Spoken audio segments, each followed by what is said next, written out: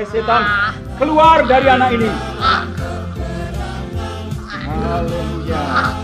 Haleluya. Aduh. Aduh. Aduh. Aduh. Aduh.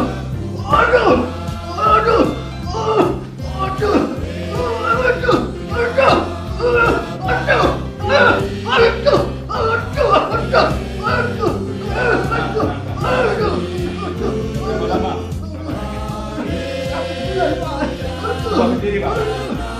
Dalam nama Tuhan Yesus, aku perintahkan penyakit keluar. Dalam nama Tuhan Yesus, keluar. Dalam nama Tuhan Yesus, aku perintahkan senyap kuasa iblis, kuasa setan, keluar. Dalam nama Tuhan Yesus. Haleluya. Haleluya.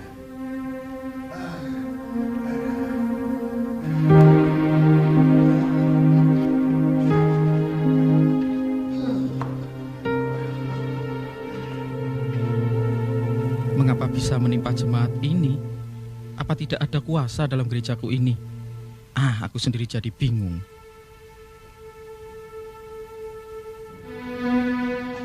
Saudara-saudara, peperangan kita bukanlah melawan darah dan daging, tetapi melawan kuasa-kuasa gelap di udara, yaitu kuasa setan-setan.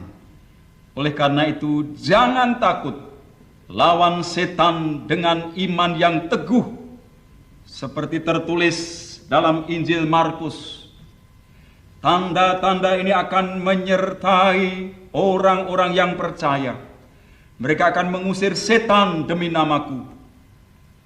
Karena itu, tunduklah kepada Allah dan lawanlah iblis, maka ia akan lari daripadamu. Aduh tanganku, aduh tanganku, aduh tanganku,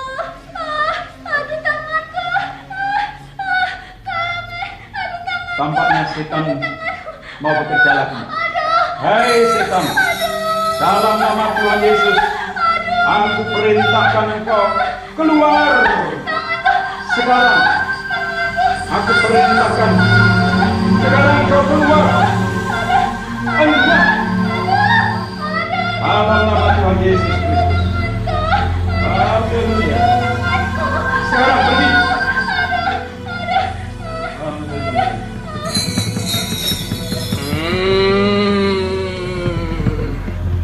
Baiklah kalau kamu mau melawanku.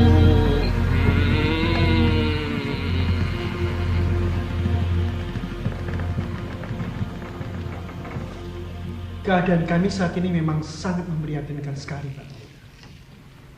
Banyak jemaat Tuhan yang sakit, dan sakitnya itu aneh-aneh.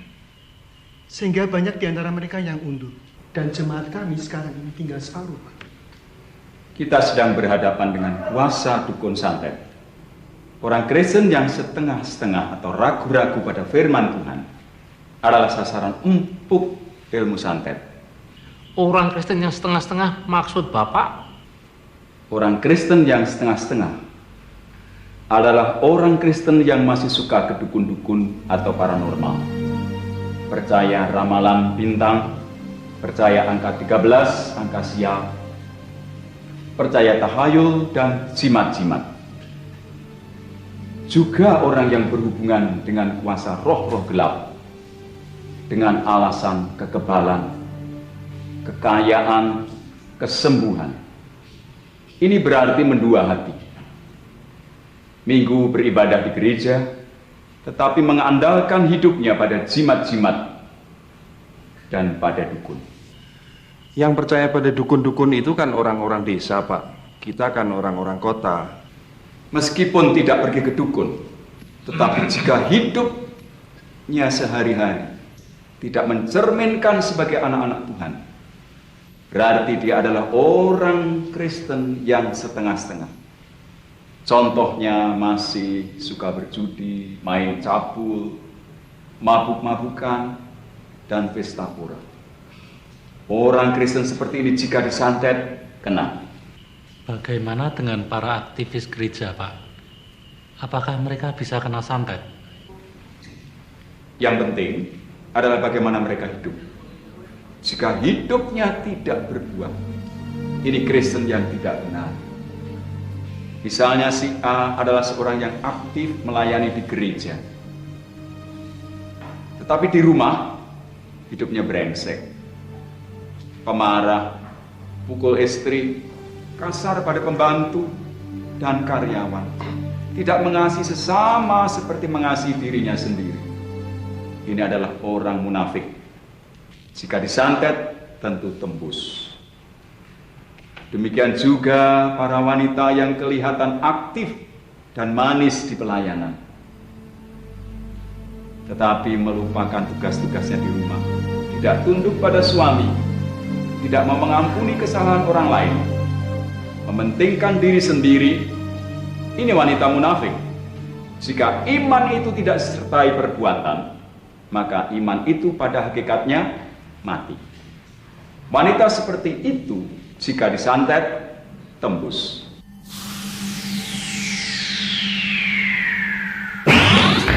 Apa itu?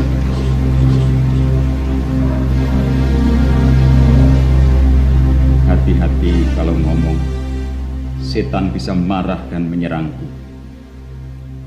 Jangan takut. Segala kuasa ada di tangan Tuhan Yesus. Jangan takut. Setan tidak berkuasa membunuh anak-anak Tuhan. Sebab segala kuasa di surga dan di bumi ada di tangan Tuhan Yesus. Dan kita juga diberi kuasa untuk mengusir setan. Dalam nama Tuhan Yesus.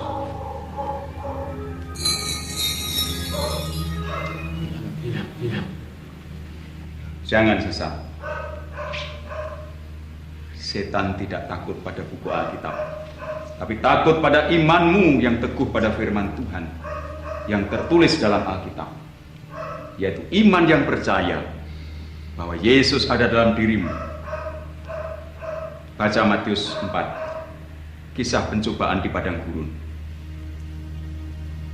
Tampaknya malam ini sejarah akan terulang lagi. Maksud apa?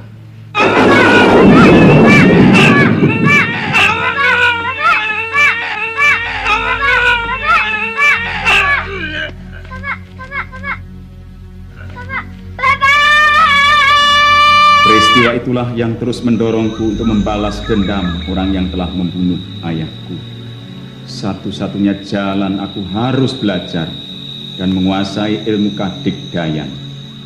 Oleh petunjuk seorang sesepuh kampung, saya disuruh ke rumah Mbah Sapuan, seorang juru kunci makam tua. Tidak menyangka kalau di dalam orang sesederhana itu ternyata memiliki ilmu kebatinan yang cukup tinggi. Dibutuhkan tekad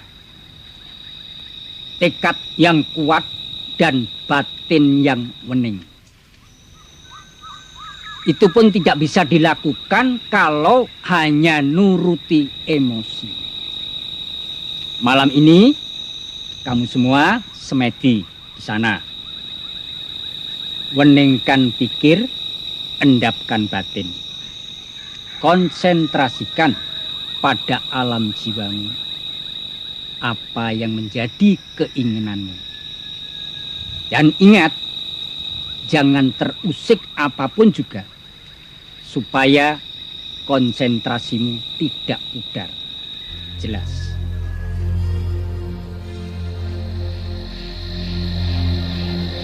Malam itu kami gagal konsentrasi, tidak tahan gigitan nyamuk.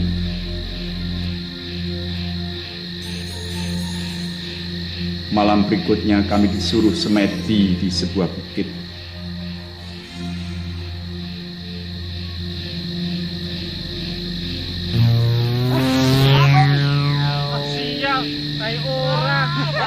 Juga kenal. Makanya lihat. Itu senternya. Awas tuh. Megang senter.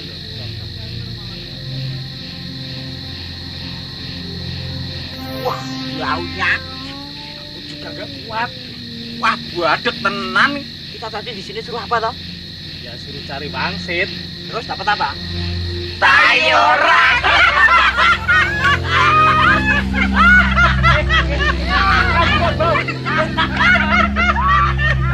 Malam itu pun kami gagal konsentrasi dan mereka sudah putus asa. Maka tinggal saya dan Parto yang tetap bertahan.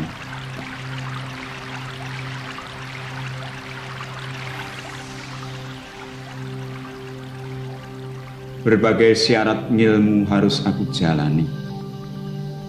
Meditasi berendam di sungai 2 hari 2 malam. Tapa gantung, pati pendem, puasa dan meditasi harus aku jalani dari waktu ke waktu. Pindah dari satu guru ke guru lainnya. Akhirnya berbagai ilmu kanuragan dan kesaktian telah aku kuasai.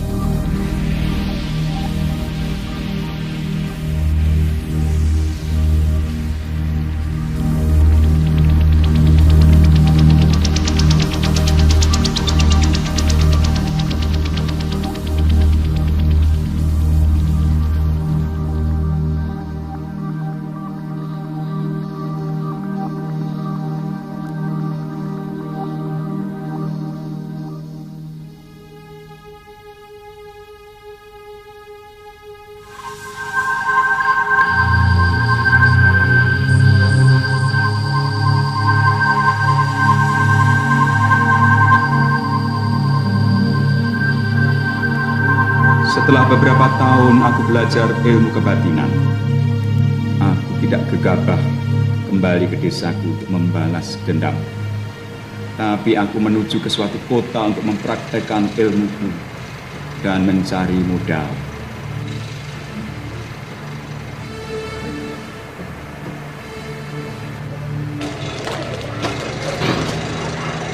Rokok.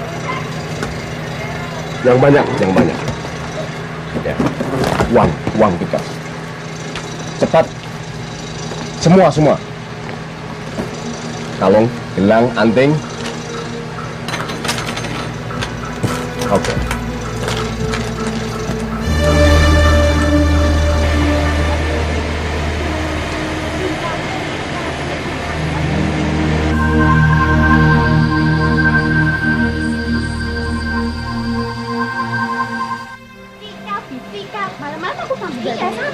Lucy ya?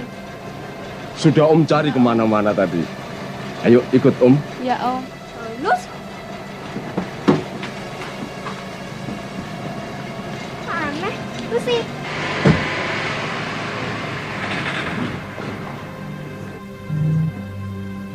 Loh, gelangku, kalungku.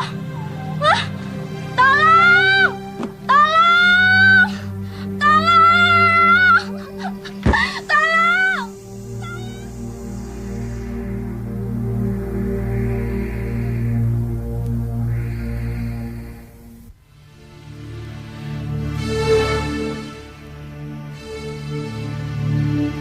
Untuk mendapatkan uang dan mencari kepuasan kedagingan, cara-cara seperti itu sering aku lakukan. Sampai akhirnya aku mempunyai rumah dan mobil sendiri. Aku membuka praktek perdukunan modern apapun istilahnya. Bawa itu orang.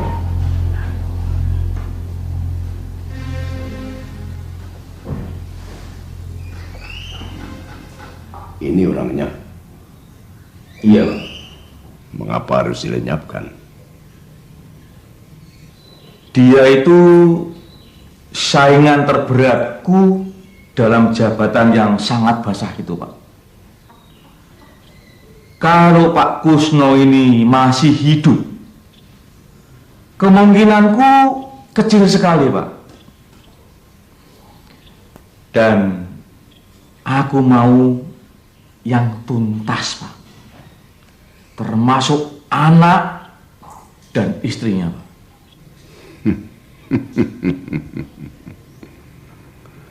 sudah siap.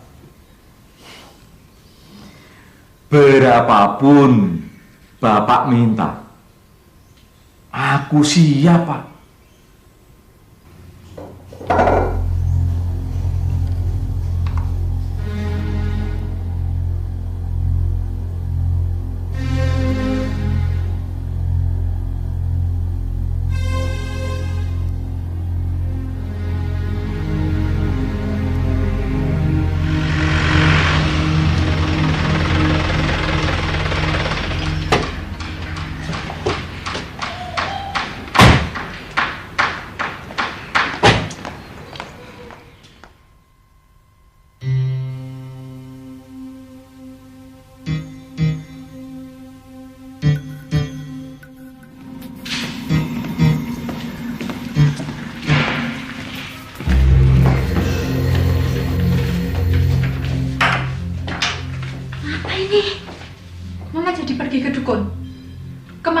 itu? Ya, tapi ini kan usaha, Nda. Boleh toh kita berusaha. Kamu tahu, Nda, papamu ini dalam kondisi yang gawat. Jabatan yang ditawarkan papamu banyak yang mengincar. Dan mereka, Nda, nggak segen-segen nyingkirin papa. Itu juga demi melindungi mama dan kamu, Nda. Itu kan kemauan papa. Kalau papa sih biasa pergi ke dukun, karena papa nggak percaya sama Tuhan Yesus. Tapi mama, apa artinya selama ini mama rajin ke gereja kalau mama nggak percaya sama pertolongan Tuhan Yesus? Mah, kalau kita berpikir harus percaya firman Tuhan, Mah, apa yang firman Tuhan katakan itu harus kita terima. Jangan ragu-ragu. Bukannya mama nggak percaya, Nda, tapi ini kan usaha. Mama pikir dengan jimat dan doa dari Yang Condro, perlindungan kita makin kuat, toh, Nda. Mama ini mengaku pengikut Kristus, tapi ketika ada masalah, ada persoalan, Mama tuh nggak minta pertolongan sama Tuhan Yesus, malah pergi ke dukun. Mah, itu namanya Kristen KTP, Mah. Kristen tanpa pertobatan. Tapi Mama takut mati, Nda. Mah, kita jangan takut mati, Mah. Seperti ada tertulis, barang siapa mau menyelamatkan nyawanya, dia akan kehilangan nyawanya, Mah. Tapi barang siapa kehilangan nyawanya karena Kristus, karena Injil, dia akan diselamatkan, Ma. Jadi, Ma, sekali lagi, kalau kita berpikir harus percaya firman Tuhan, apa yang firman Tuhan katakan harus kita terima, jangan ragu-ragu. Ya, jangan ragu-ragu, Ma.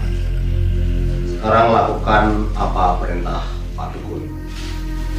Kita harus mandi kembang setaman malam ini. Ini kembangnya.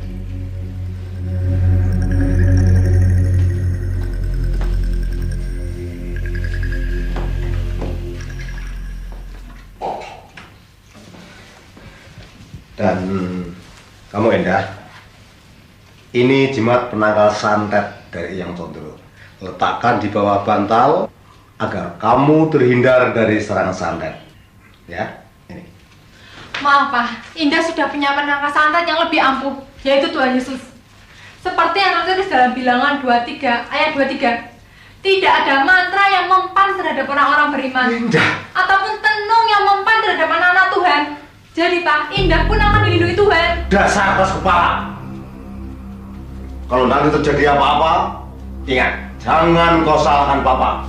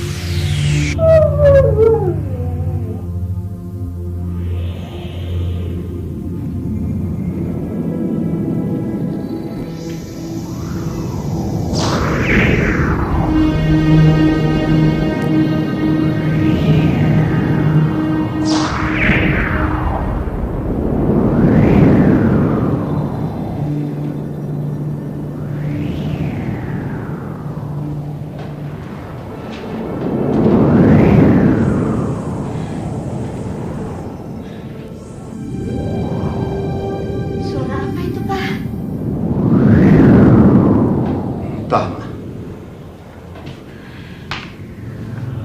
Nampaknya malam ini peperangan sudah dimulai. Dan aku dengar lawan-lawanku memanggil dukun-dukun yang hebat. Tapi tenanglah, Ma. Eyang Condro tetap lebih hebat. Tapi bagaimana dengan Indah, Pak?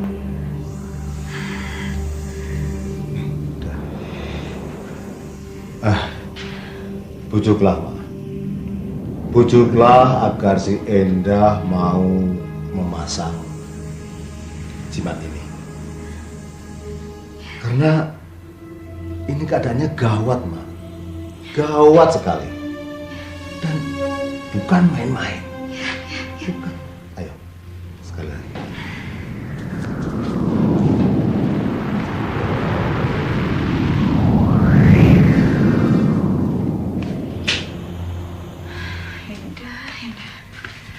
Dah, bangun dah, bangun. Ada apa, Ma? Keadaan kau begini kok kamu bisa enak-enak tidur nyenyak? Mama dan Papa gak bisa tidur dah. Kamu, Maka sudah katakan kalau kita berpikir harus percaya firman Tuhan. Kalau Tuhan katakan merah, ya merah. Kalau Tuhan katakan putih, ya putih. Nah, kalau Tuhan mengatakan aku menyertai kamu senantiasa sampai akhir zaman, itu yang Indah percaya. Kalau sudah disertai Tuhan, kurang apa lagi? Ya tidur. Indah, tapi Mama masih khawatir, Indah. Kamu, Indah. Itu karena Mama sih kurang percaya sama firman Tuhan. Mama ragu-ragu tuh pada janji Tuhan. Itu bahaya loh, Ma. Tuhan tidak akan bekerja pada orang yang ragu-ragu seperti Mama. Tapi malam ini kondisinya gawat, Indah. Gawat. Ya sudah, kalau kamu gak mau jimat ini, pakai salep ini untuk menyerang setan seperti yang ada di TV-TV itu. Gitu, Indah. Ah, Mama, kita jangan mau dibodohi iblis, Ma. Setan tidak takut pada simbol-simbol salib seperti ini. Tapi yang paling setan takuti adalah orang-orang yang hidup dan percaya pada kebenaran firman Tuhan. Karena orang-orang seperti itu memiliki kuasa untuk mengusir setan dalam nama Tuhan Yesus. Itu tertulis dalam mana, Ma? Mama ingat? Dalam Markus 16 ayat 17. Itu yang paling setan takuti. Bukan ini, apalagi ini. Indah, jangan! Kamu itu bisa kuat. Kuat apa, Ma? Ya kuat sama arwah yang akan dimakan keramat itu, Indah. Arwah? Ya. Arwah orang mati? Ya. Aduh, Mama. Itulah kalau Mama terlalu banyak nonton film tahayul. Mama dibohongi. Kalau Mama percaya firman Tuhan, tidak ada arwah orang mati yang dapat berhubungan dengan kita. Maka Tuhan sangat melarang orang berhubungan dengan arwah orang mati. Mah, jangan dibohongi iblis, Mah. Ini tidak ada apa-apanya. Indah, jangan macam-macam. Seharusnya kamu itu nurut sama Mama. Firman Tuhan mengatakan anak harus hormat pada orang tua. Ah, Mama, bukan Indah tidak hormat sama orang tua. Tapi jika yang dilakukan Mama bertentangan dengan firman Tuhan, Indah tidak dapat tinggal diam, Ma. Maaf, Ma. Indah lakukan ini karena Indah sayang sama Papa dan Mama. Ikuti jalan Tuhan, Ma. Jangan ragu-ragu. Ya sudah.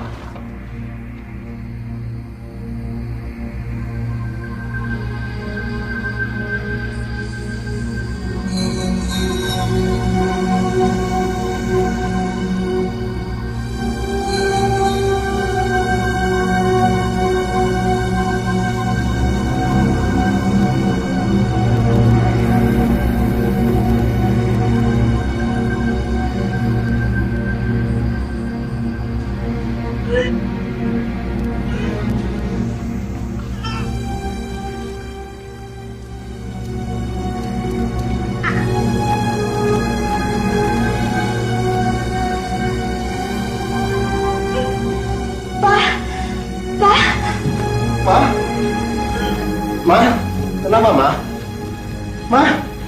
Ma. Ma. Mari silakan. Duduk, Pak. Pak, hanya istrinya yang kena. Itu pun tidak mati, Pak. Bagaimana ini? Bukan tidak mati, belum mati. Anaknya sama Pak Kusno memang pertahanannya sangat kuat. Saya sikat berkali-kali. Mental. Aku butuh kekuatan yang lebih tinggi lagi. Aku mohon waktu.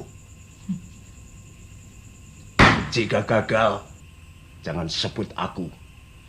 Aji Sukma pencabut nyawa. Oke.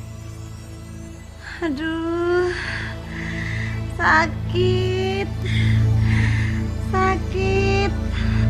Firman Tuhan berkata, tanda-tanda ini akan menyertai orang-orang percaya.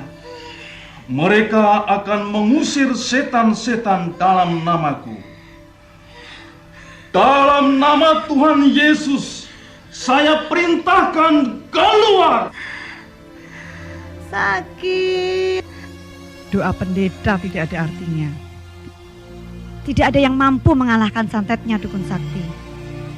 Dukun harus dilawan dengan dukun. Mereka akan mengusir setan-setan dalam namaku. Tenang, Ma. Tenang. Sebut nama Tuhan, Ma.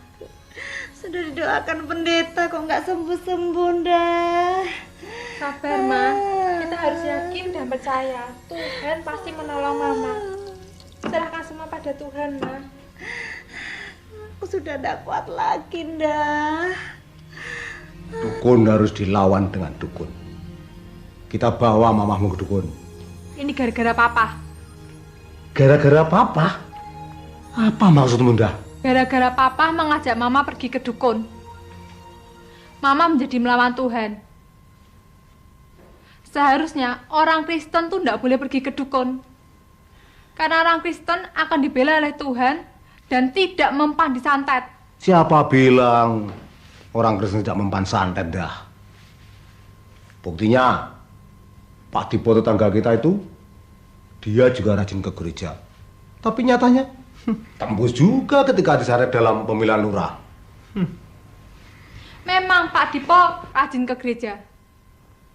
Tapi Pak Dipo bukan orang Kristen yang sungguh-sungguh di dalam Tuhan. Hidupnya masih kedagingan. Suka berjudi, suka main perempuan. Papa tahu itu kan, Pak? Ya tahu, tapi itu kan biasa. Namanya laki-laki. Pak, Indah kasih tahu ya, Pak. Orang Kristen yang sungguh-sungguh pasti disertai oleh Roh Kudus. Roh Kudus itu lebih besar dan lebih hebat dari roh-roh yang ada di dunia ini. Karena Roh Kudus adalah Roh Allah sendiri. Siapa yang mampu melawan Roh Allah, Pak? Siapa? Sudahlah. Sok pinter kamu. Sudah berani menggurui orang tua. Tenang, Ma. Tenang. Mama harus minta ampun sama Tuhan. Mama sudah pergi ke dukun. Mama harus minta ampun, Ma. Mama minta ampun sama Tuhan, Ma. Aduh, mati aku. Tolong, Bang. Tolong. Sudahlah. Akan aku bawa ke Eyang Condro. Kalau kamu mau ikut, ikut. Kalau tidak mau ya sudah, jangan ikut.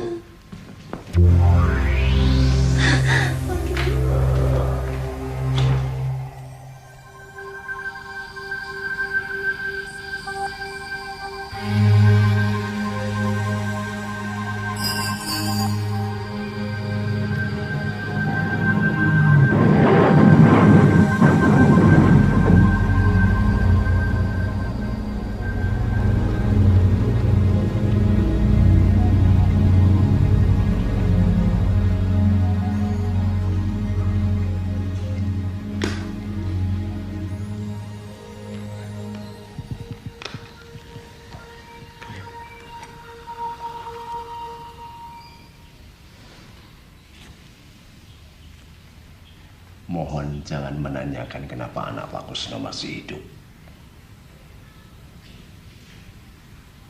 Aku sendiri belum bisa menjawabnya. Terus terang saja, rohnya anaknya Pak Kusno itu licin sekali. Untuk melihat aja saya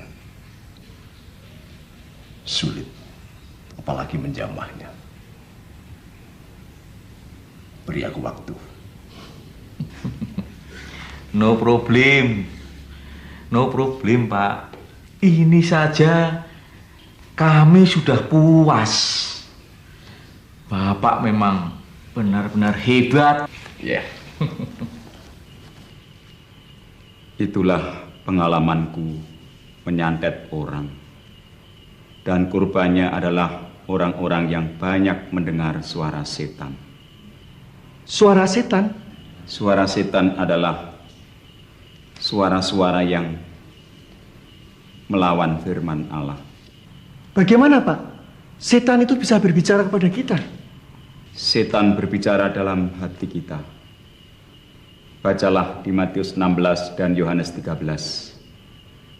Bagaimana iblis berbicara kepada Petrus dan Yudas. Camkan ini, suara-suara yang ada dalam hati kita, yang melawan firman Tuhan, seringkali datang dari si jahat. Bagaimana, Pak? Orang sudah tahu kalau itu sesuatu yang salah dan dosa, tetapi masih melakukan. Kan ada tertulis, Ia akan mengampuni segala dosa dan menyucikan segala kejahatan. Oh iya, bukankah ada tertulis, Pak? Kalau Allah itu setia dan adil. Kalau kita mengaku dosa-dosa kita, maka Ia akan mengampuni kita. Enak kan, Pak? Jangan sesat. Allah tidak membiarkan dirinya dipermainkan. Karena apa yang ditabur orang, itu juga yang akan dituainya. Firman itu benar. Jangan kita sesat. Karena ada pula tertulis, Allah tidak membiarkan dirinya dipermainkan. Karena apa yang ditabur orang, itu juga yang akan dituainya. Bagaimana caranya, Pak, agar kita tidak dikuasai setan? 1. Jangan tergoda oleh rayuan iblis dalam hatimu. 2. Katakan pada iblis firman Tuhan yang diingatkan Roh Kudus dalam hatimu. Maka kita harus tekun membaca Alkitab. 3. Usir setan dalam nama Tuhan Yesus dengan iman yang teguh. Ingat, kalau kamu sengaja berbuat dosa, maka hatimu sudah dikuasai iblis, seperti kisah Ananias dan Safira. Bagaimana dengan orang-orang yang sudah terlanjur berhubungan dengan kuasa-kuasa perdukunan itu, Pak? Harus bertobat. Jangan sesat. Memang perdukunan memiliki mujizat dan kesaktian, tetapi tidak ada jaminan keselamatan. Keselamatan kekal hanya ada di dalam Tuhan Yesus. Sesungguhnya yang menjadi kebutuhan manusia adalah keselamatan kekal, bukan kesaktian. Kalau begitu, Bapak dulu sakti ya? Ya, dengan kesaktian yang kumiliki ketika aku kembali ke desa, dengan mudah aku mendapatkan pengaruh dan pengikut.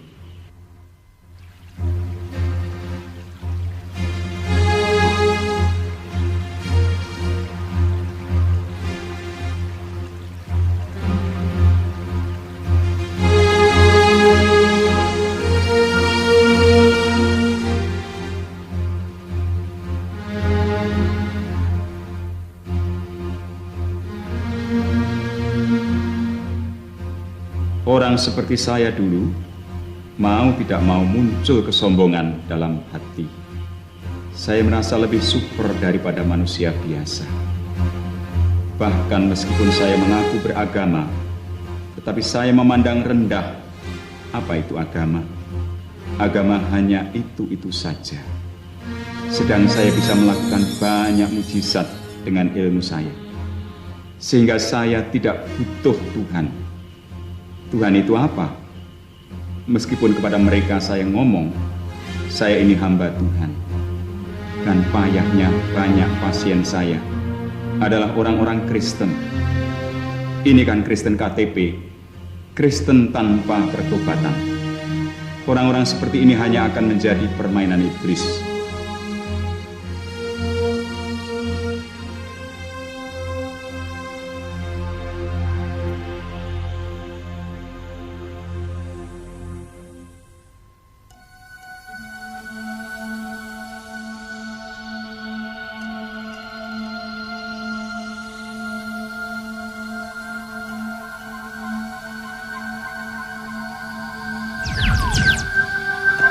Pengaruhku semakin kuat di desa itu, dan saya pun dengan semangat mengajarkan ilmu-ilmu kebatinan kepada murid-murid yang datang kepadaku.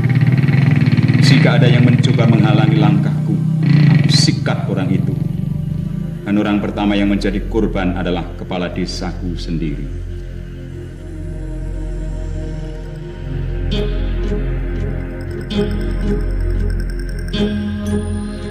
Aku menjadi semakin disegani dan dihormati di daerah itu, dan telah tiba waktunya untuk membalas dendamku dengan menyerang desa Sendang. Kita arahkan kekuatan kita ke rumah kakek Sutro. Dialah yang membunuh ayahku 30 tahun yang lalu.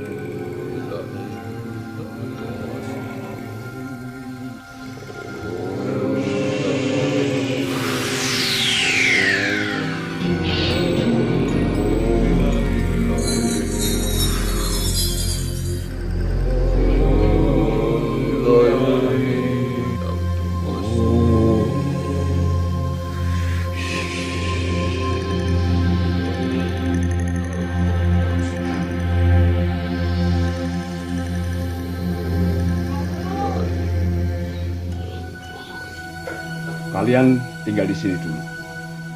Aku yang ke sana.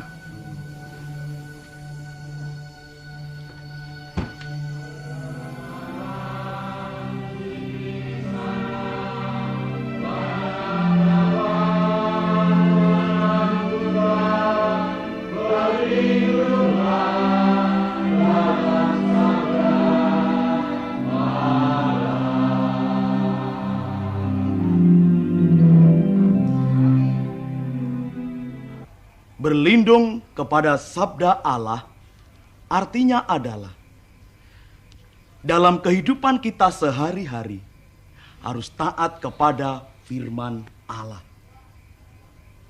Kita hidup di dalam firman Allah sehingga kita aman di dalam perlindungan firman Allah.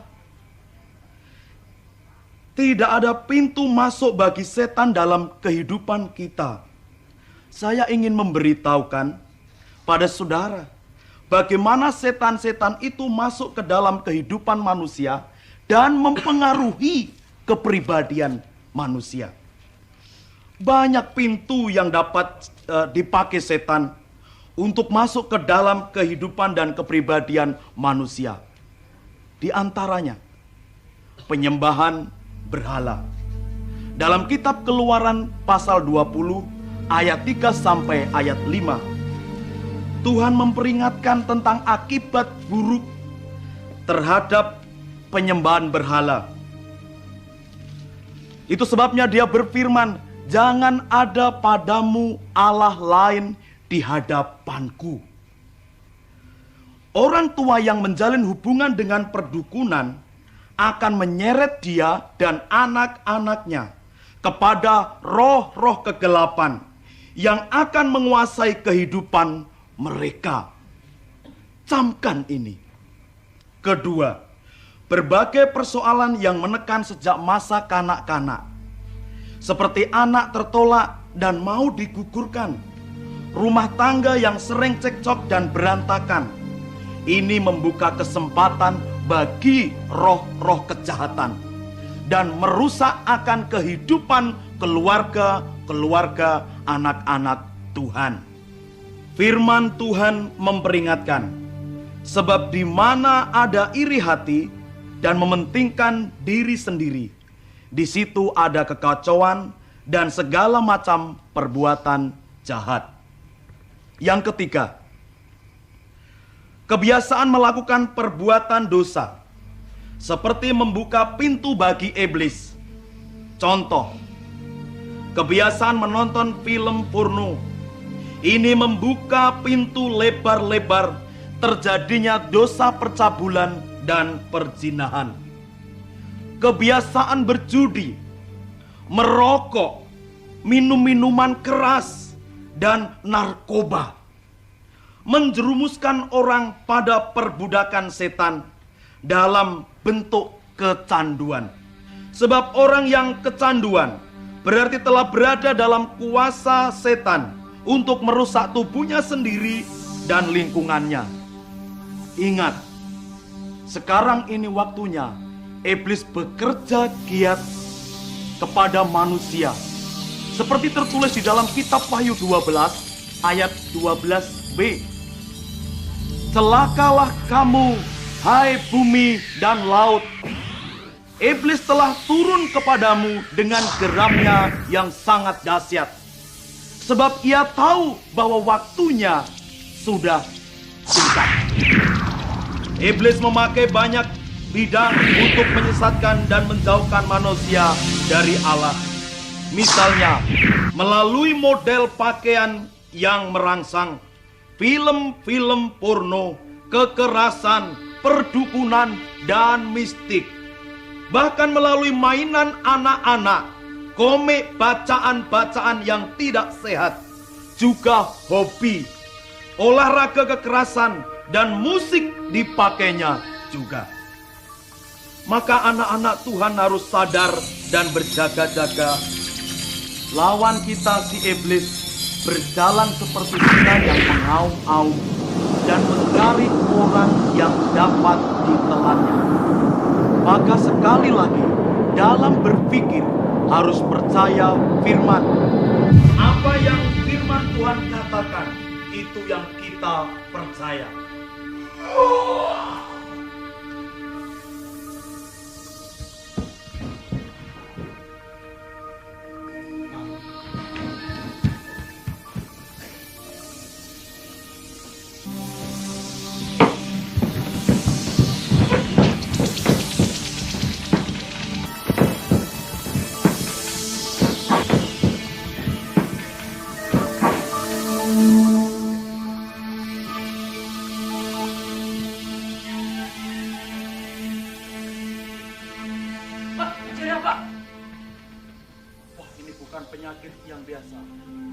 Bersama-sama untuk orang ini. Bapa di dalam surga, kami menyerahkan orang ini Tuhan. Jika ada kuasa dan kelapan kuasa setan, kami patahkan, menghancurkan dalam nama Yesus. Keluar dalam nama Yesus. Keluar di dalam nama Yesus.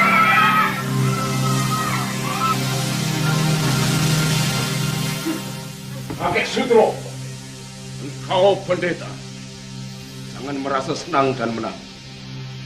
Tunggu seminggu lagi. Kalau kau bisa mengalahkan ilmuku, aku dan anak buahku ikut kamu.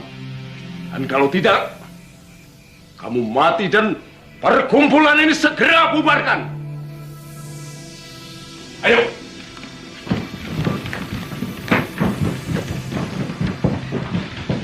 Malam itu, saya benar-benar kaget dan sangat terpukul. Jerih payahku bertahun-tahun, ilmu kesaktianku yang tinggi tiba-tiba lumpuh. Aku dukun yang kelihatan luar biasa ternyata hanya biasa saja. Tetapi orang Kristen yang sungguh-sungguh di dalam Tuhan kelihatannya biasa saja, tetapi ternyata luar biasa. Pengalamanku menyantet anak gadis Pak Kusno seperti terulang lagi. Tapi kali ini saya benar-benar lumpuh. Lumpuh tanpa daya. Meskipun demikian, saya masih belum mengakui kekalahan saya. 1 minggu. Ya, saya punya waktu 1 minggu untuk menebus malu. Waktu yang ada saya manfaatkan sebaik-baiknya untuk menjawab 3 hal. 1. Mengapa tiba-tiba kekuatanku seperti lumpuh ketika berhadapan dengan orang-orang itu? 2. Kekuatan ilmu apa yang ada pada orang-orang itu? 3. Dan bagaimana saya bisa mengalahkan mereka? Maka saya mendatangi guru-guru saya untuk menanyakan hal itu. Saya terpukul sekali ketika mendengar bahwa kakek Sapuan telah mati bunuh diri masuk sumur. Saya tidak mengerti mengapa sampai kakek melakukan hal itu. Kemudian saya naik ke Gunung Merbabu untuk menemui guruku yang lebih tinggi lagi ilmunya.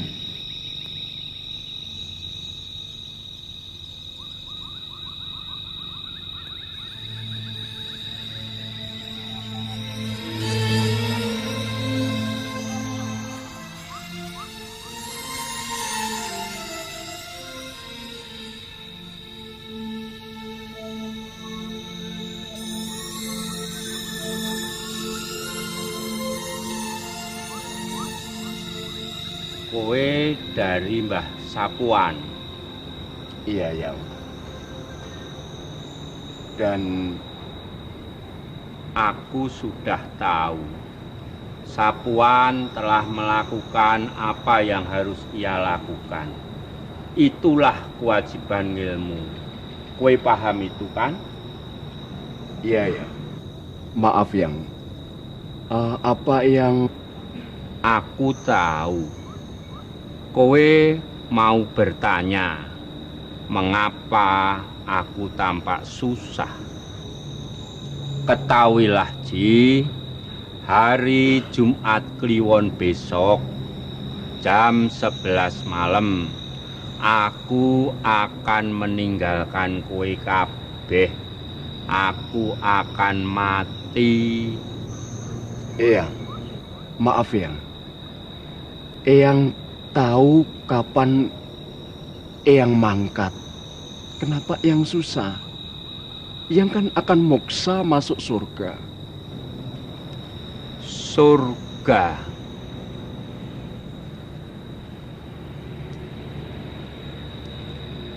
Sejujurnya, Ji, aku tidak yakin bisa masuk ke sana.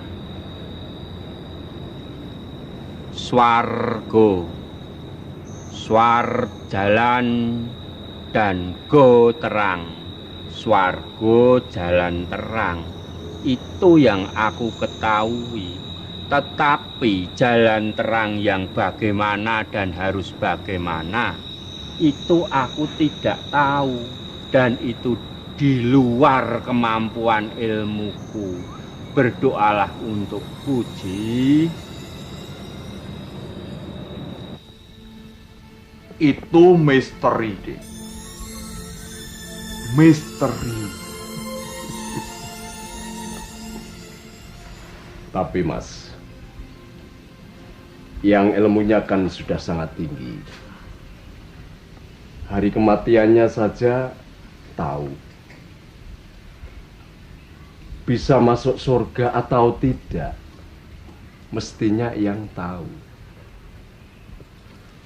Nah, kalau yang saja tidak tahu, bagaimana dengan kita?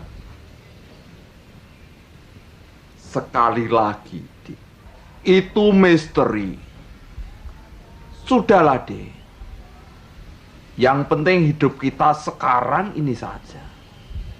Ilmu sudah punya. Bahkan aku dengar Dik Aji sudah hidup makmur. Punya uang banyak, dihormati dan disegani orang. Yang penting sekarang kita berbuat baik dan baik. Saya rasa itu sudah cukup. Mau cari apa lagi toh, Dik? Sejujurnya saja, Mas. Selain aku mengagumi ilmu katigdayan gaib yang memberiku kuasa dan mukjizat, aku ingin jalan terang. Jalan yang mengarahkan aku ke Allah yang sejati. Allah yang benar, penguasa dunia dan surga. Coba Kang Mas pikir. Kita mati-matian mencari kesaktian. Satu sisi kita mendapatkan katigdayan. Tapi di sisi lain, Mas, perasaan kita selalu tidak tenang. Ketakutan. Karena pada suatu ketika akan datang orang yang lebih kuat dan akan mengalahkan kita. Ingat gak, Mas, pepatah mengatakan, ilmu yang tinggi, di atasnya masih ada yang lebih tinggi. Di atas langit masih ada langit. Maka akhirnya kita terjebak untuk selalu mengguru, selalu mencari yang lebih tinggi lagi, dan lebih tinggi lagi. Sampai kapan kita tidak tahu. Dan ujung-ujungnya kita juga tidak tahu kemana kita setelah mati. Apa tidak konyol, Mas?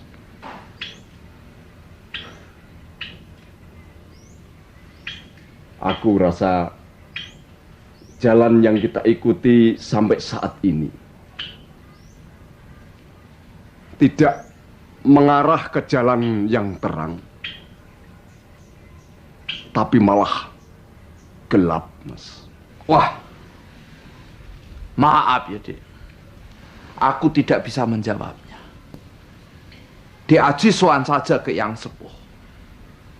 Kita kenal beliau, ilmu dan kebijaksanaannya sudah sempurna dan tidak tertandingi. Dek Aji akan mendapat jawabannya. Tapi ingat, Dek Aji jangan sekali-kali berpikir untuk mengkhianati perguruan kita. Jika Dek Aji berkhianat, berarti berhadapan dengan aku, Ki Parto.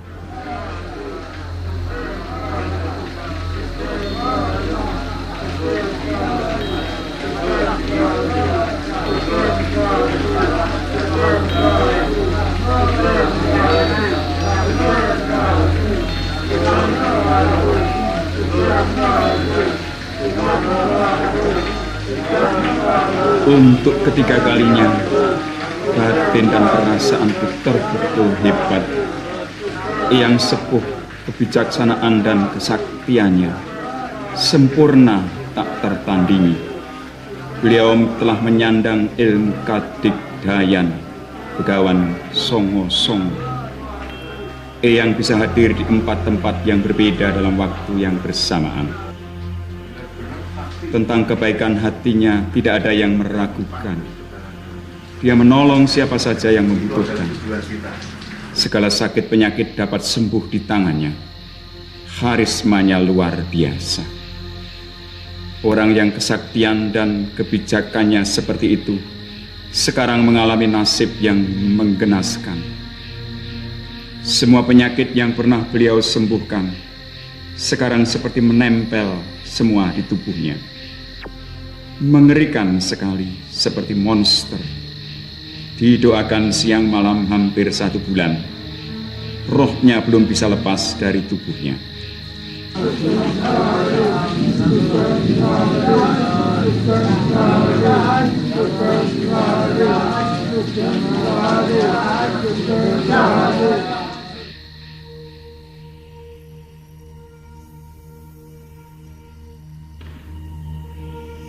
Melihat semuanya itu, hati saya benar-benar hancur, frustrasi dan putus asa. Jalan yang saya sangka lurus dan benar, ternyata ujungnya menuju maut. Guru-guru saya tidak dapat menolong saya. Aku seperti pemburu harta karun yang sudah lelah menggali dan menggali gunung dan lembah. tetapi tidak secuil emas pun aku temukan, kecuali seonggok sampah.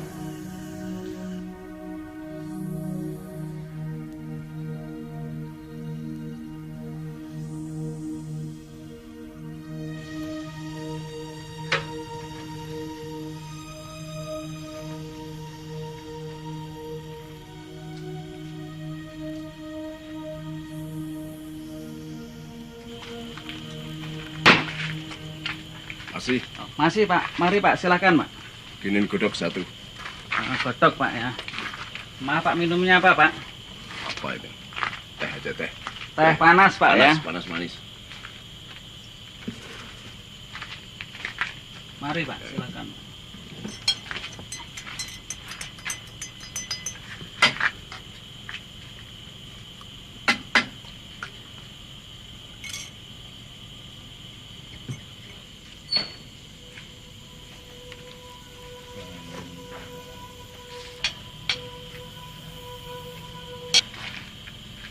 Maaf Pak.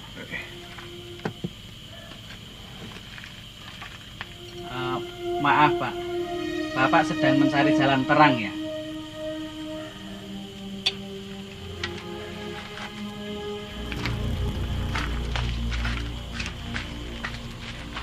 Kamu bilang apa?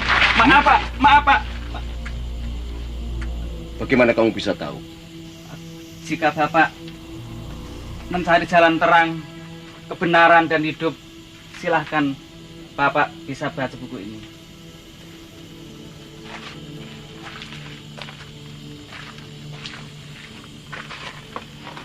Buku apa ini? Ini buku Injil Pak, yang berisi tentang kabar sukacita, kabar keselamatan. Silahkan Bapak membaca. Bapak akan menemukan apa yang Bapak cari.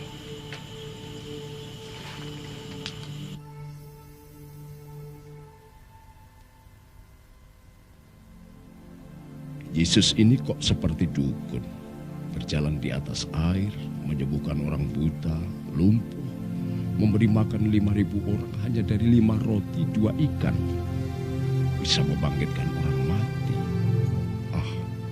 Mungkin dia ini dukun Israel yang ampuh. Apakah Yesus ini sama dengan Isa Al-Masih?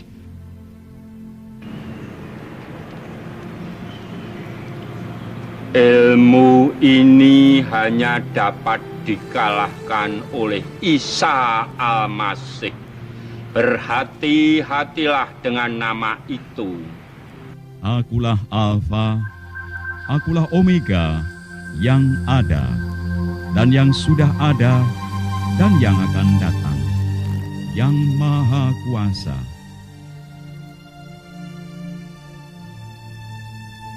Alfa Omega, yang Maha Kuasa. Yesus, Isa Al-Masih.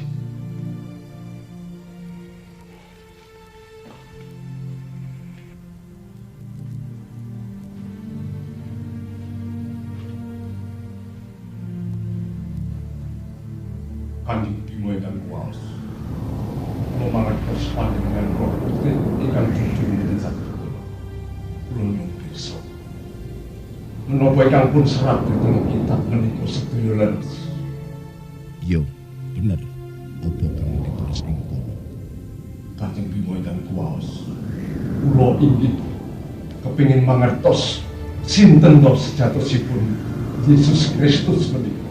Panjenengane kuwi roh sing paling kuwasa lan suara.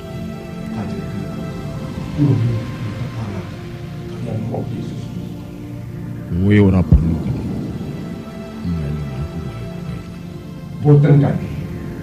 Kula kepengin tepang lan derek roh Yesus menika. Ora bisa. Kowe kuwi duwe. Boten Kanjeng Bimo. Saestu kula kepengin tepang. Ora bisa. Kowe duweku, kowe ana ing kuwasa. Boten Kanjeng, kula boten purun. Kula nyuwun tepang Yesus.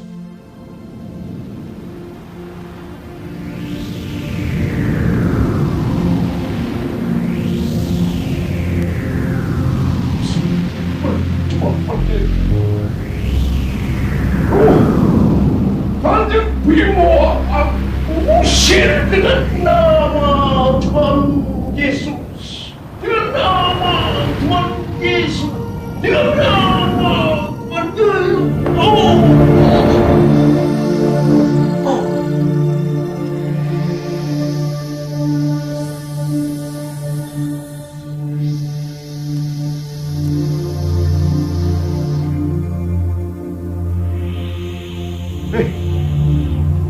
Darah.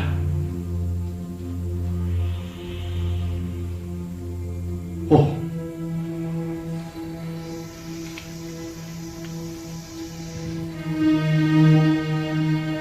Oh, tidak kebal lagi sekarang. Hari itu juga aku menyerah. Aku dan anak buahku datang ke rumah kakek Sudro. Aku menyerahkan hidupku pada Yesus dan aku menerima Yesus sebagai Tuhan dan Juru Selamatku. Dialah Allah sejati, jalan terang yang aku cari selama ini. Aku didoakan pelepasan oleh pendeta Silas. Aku bertobat. Semua pusaka dan jimat-jimat aku serahkan untuk dibakar. Di dalam Yesus aku lahir kembali. Aku menjadi ciptaan baru.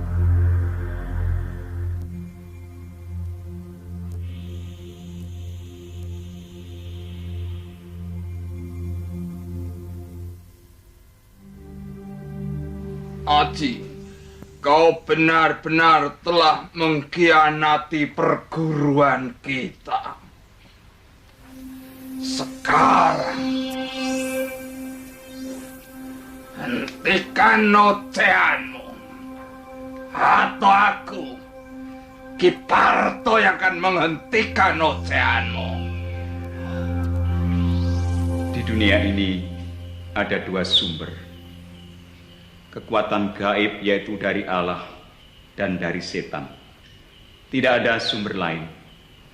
Jangan tertipu oleh adanya sumber lain yang dikatakan sumber yang netral. Tidak ada sumber lain selain dari Allah atau setan. Orang Kristen mempunyai kuasa gaib dari Allah, yaitu kuasa Roh Kudus. Demikian kita mengenal Roh Allah. Setiap roh yang mengaku bahwa Yesus Kristus adalah Tuhan berasal dari Allah.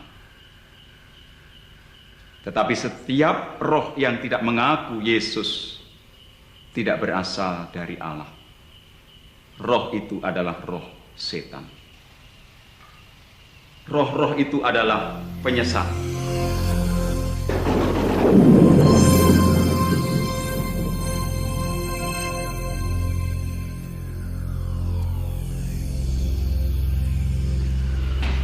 Aji, Mas Parto. Berarti Mas Parto yang... Ya, aku yang menyerang gereja ini.